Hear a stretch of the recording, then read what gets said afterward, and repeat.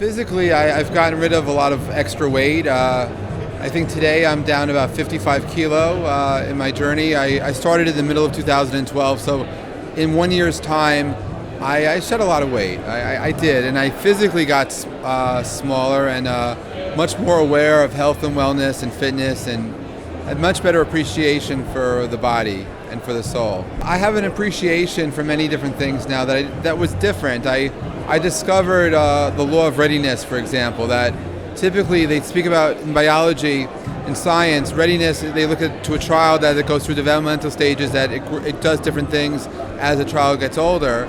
But it turns out readiness applies to adults too. And if 50 people tell you should go to the gym to work out because maybe you'll lose weight, it's not the same thing as you waking up and knowing you're now ready to make a change. And when you know you're ready, you can do anything. In my case, I was ready to commit to myself to rebooting my life. And so in the past year, I changed my blood by changing the food that I eat. In 1 year, what I did in the last year is I gave up eating wheat, and I gave up eating sugar. And by avoiding wheat, 10 days into it, I got new energy. 3 weeks into it, I stopped getting hungry and I stopped getting cravings. 6 weeks into it, started getting a little crazy because I stopped getting bad acid reflux. I had stomach cramps, went away, and I started sleeping better. And then a crazy thing happened 2 months into it. I started seeing the world differently, literally. I'm a very visual person. In the shower, I get great ideas. And for years, whenever I take a shower, I'd stare at the tiles in my shower and I'd see certain designs. Well, 2 months into this new body, I started seeing new patterns. My mind shifted, which was nuts, right? And then this past summer, I saw my nephew at summer camp, and I realized, and I felt bad for him because he was having really bad summer allergies. When I was a baby, my parents took me to the hospital because they thought I swallowed a baby toy because I had a very bad wheeze. I realized, first time in 20 years, no allergies. And in the past year, my stomach melted. And it's all by, first of all, by embracing daily exercise. And I'm addicted to it. I never knew that I could be addicted to a drug that's in our body called endorphins. I never knew that I could work out so hard and feel so good. And I really encourage people that I've been what I've also discovered in the last year is crowdsourced motivation on Facebook. By being crazy enough to open up and share my journey on Facebook, I've met so many other people who've opened up and shared with me their stories.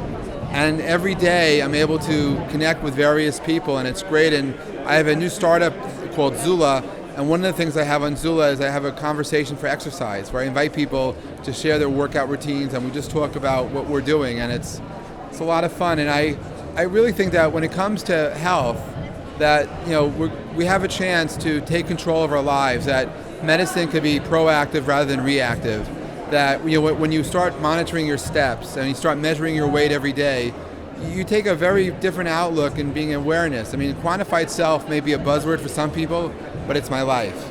And I'm a very big fan of understanding that it's never too late to be alive. It's never too late to wake up and do something positive that will change you and maybe others in the most positive way. You just have to want to do it. Summer 2012, when I was thinking about making a change in my life, when I first started working out, I only could work out for 5 minutes at a time every few days. I had no stamina, I had no strength, and it hurt to walk 10 meters. I couldn't walk. I bought 41 books on health, wellness, fitness, and food. And what I realized is that two things. People, we're all snowflakes. Our DNA is so different that there's no book yet that's been written that 1 million people can read and 1 million people will lose 50 kilo. It's just not going to happen. But the one truth I found was that if you build muscle, your metabolism goes up. So I decided for the first 6 months, for me, just focus on building muscle. And I went from 5-minute workouts to 90-minute workouts. And only after that point, that one of the books I read was called Wheat Belly, and this doctor from the States writes about his patients in a clinic, how by them giving up wheat, in 6 months they lost between 20 and 50 pounds with no exercise. And I read it 3 times and said, let me give it a try. And that's when all these great things happened. I became my own nutritionist. I am not a doctor, I'm not a nutritionist, I'm not a scientist, I'm just Jeff. But I've been experimenting on myself and have had amazingly positive results. My blood When I started, my triglycerides were 265, which is borderline high. The last time I tested, 54. Literally rebooted everything. And so, I figured try one thing, see where it goes. I did that with exercise. Then I changed my diet only later, because while I am very much into everything, I could also be lazy. And when you're lazy on your own benefit, it's not so good. So as far as I'm concerned, there are no excuses. I travel a lot, not an excuse not to watch what you eat. I travel a lot, it's not an excuse not to exercise.